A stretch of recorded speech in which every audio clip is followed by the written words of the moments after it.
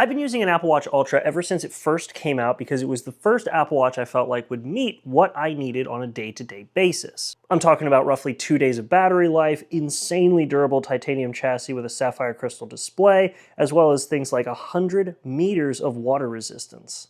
But of course, all those features came at the cost of $800, and between the Ultra 1, 2, and 3, that price has remained the same, but the Ultra 1 might actually be a good deal nowadays. Now, I mean, don't get me wrong, there have been improvements on the Apple Watch Ultra from the S8 to the S9 to the S10 chip, as well as battery life improvements on the Ultra 3. Also, the first gen Ultra only came in this natural titanium color, but now you can get it in black. Now, like for me personally, I haven't really felt the need to upgrade because the Apple Watch Ultra 1 is still a fantastic watch for my day-to-day, but some people have upgraded, and that means that these have hit the secondhand market. So where these watches used to cost $800, you can now pick one up for $300.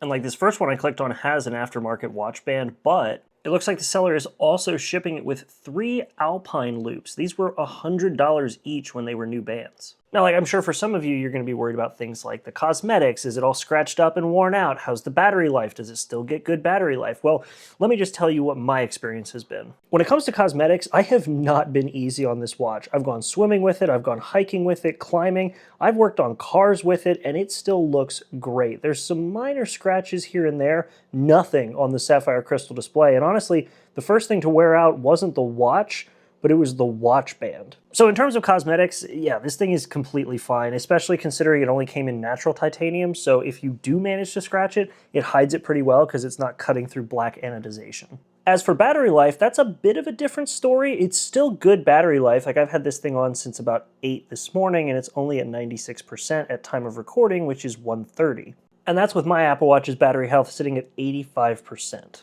In my experience, I've only really lost maybe 2.5 hours of battery life in the entire time that I've owned this watch, which means that I go from 2 days to I might need to charge it before bed. But if the person you're buying this watch from used includes the original charger, that supports fast charging, so you can have this thing topped up right before bed, so you can go to bed and still get sleep tracking. So yeah, like most things with tech, especially with Apple stuff, it's going to be really expensive right out of the gate if you buy it, but it's either going to last a really long time, or you'll be able to get just as good of an experience with this thing after you wait a little while and buy it used. And like if the Ultra really isn't your thing, the same logic can be applied to a regular Apple Watch like the Series 10, 9, or 8, and you can buy some pretty nice ones like the titanium or the ceramic models. Just don't buy a used SE. Those have never been a good deal in my opinion. And also I guarantee there's going to be affiliate links for Apple Watches that are way overpriced, so just ignore those. But let me know what you all think in the comments. Used? New? What do you prefer?